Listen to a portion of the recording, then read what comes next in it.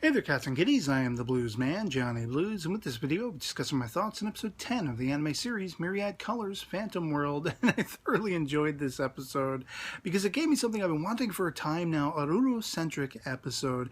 And I have to say, I was just a mite disappointed by the end that it didn't really bring to the fore any of the answers I've been hoping for, and how she came to be, what her origins are, how she came to be sidled up with Haruhiko and everything, what put them together, why they have the relationship they do.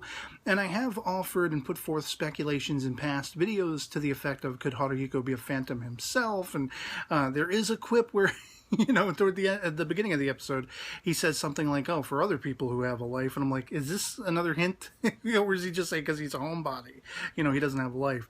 But the idea of fireworks and everything like that. I mean, what I really loved from right out of the gate was the contrast in the point of view, the way they were telling this story. When we've had other sort of character-centric episodes, you think of Reina, you think of Mai, and things of that sort.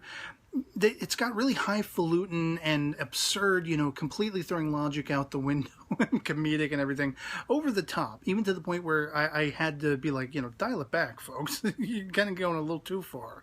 And in this particular episode, there was much more dramatic sense to really fleshing out Ruru as a character, as a person, that idea of she longs to actually get the sensation of what it would be like to be human-sized and be a human, all of these things that she's really a fish out of water, she's never had the experiences of. And it's hilarious, but it's also, there's this underwriting level all through the episode for me of bittersweetness, because I know it's inevitably going to probably conclude with everything going back to the status quo, and they even tug at the heartstrings a little bit, hinting that, oh my god, she might sacrifice herself to save Haruhiko and everything like that. She might be dead, and for a couple of minutes there, it's like, is she? Isn't she? And I'm thinking she's probably not, but at the same time, it's like, just seeing the emotion in that moment, I was really sort of invested in it, because Haruhiko finally showed his true colors, that he really does care about her.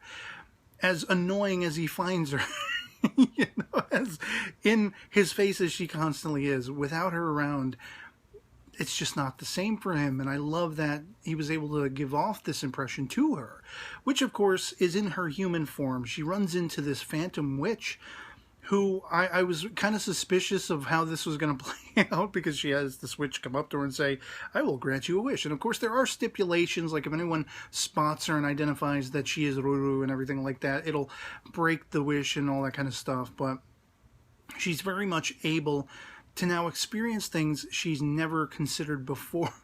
Life as a human, attending class, and I of the whole aspect of her making up her background, and she gets called on it by Haruhiko, when she's like, oh, my parents died a year and a half before I was born, and he's like, wait a minute, wouldn't that mean you wouldn't exist because your mother died before you were born?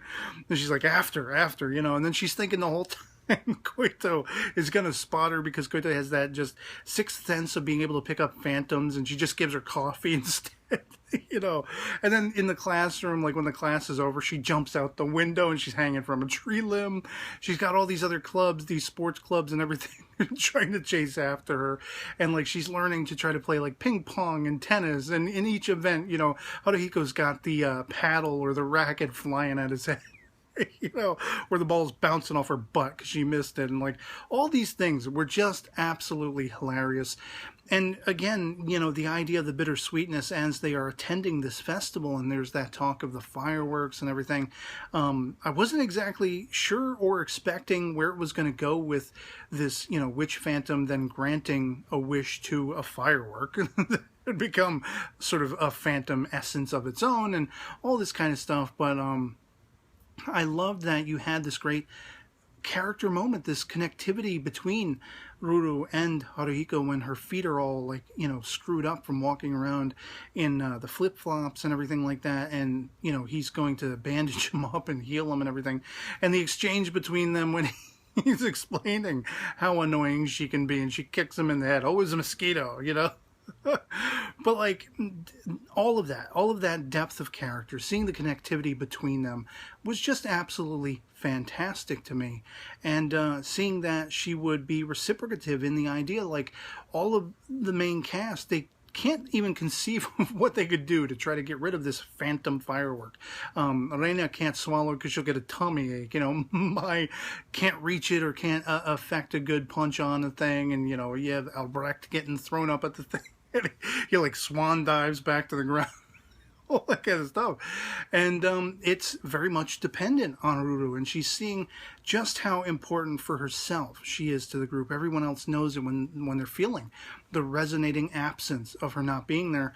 And so, of course, she does. She kind of makes a sacrificial act, even though they do try to mislead you and think, oh, well, she's going to die or something like that. She's going to be taken out for good. And everyone thinks that's the case. She's a freaking phantom. How are they making that leap? But the idea that she gave up all of this, you know, being able to be human.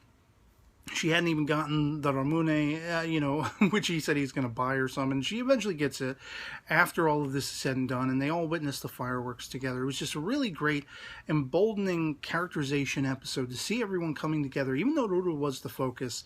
And we still didn't get a lot of the answers I was hoping we would. It's probably my favorite episode of the series because it had so many emotions going on in it.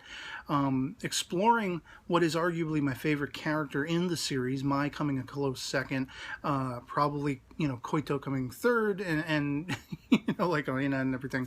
Or it might be even Karume and Albrecht before, you know, I don't know. But, you know, Ruru is definitely my favorite character of this series because she's just the funniest character, and she's the most explosively expressive, and there's so much, you know, possibility of things they can do with her. And every time, like, you saw her swapping out costumes when they were going to be dealing with the Edo period and history and the play and everything like that, and her involvement in that. Again, calling back to the fact that she was kicking ass toward the end of that episode. And she has become very much an integral piece of the form and function of this series. She's always been, but it's really kind of a thing where, you know, you now see her importance, and all of the characters see her importance. It's not just a matter of, hey, she's our friend and we're kind of missing her. Now they know she is meant to be where she is. And to give all of that up, to give the taste of being human-sized, seeing what actual life is like. Of course, she was lamenting being without the flying and everything, which saw her leaping out a window, you know, trying to leave the class. All of that stuff. I just loved the characterization, even if it wasn't, you know, sort of speaking to my hopes of delving into her origins and what makes her who she is and everything like that. I just loved it. I loved it overall, and I loved feeling that emotion, that bittersweetness of, oh, this can't last, and then being brought to laughing out loud several times, and just the best of this series. And so yeah, I'd love to hear from you guys in the comments below what you thought of episode 10 of Myriad Colors Phantom World. If you've seen it, if you enjoyed it as much as I did, if you were a little disappointed as I was that we didn't get the form and function of what brought, you know, Ruru into existence, how she was sidled up with Haruhiko and everything.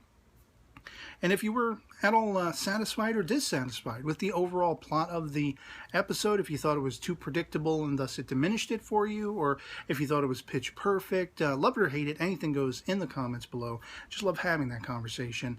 And so yeah, otherwise that'll be pretty much it for me on this. Hope this video finds you well, and I'll catch you all later. Peace.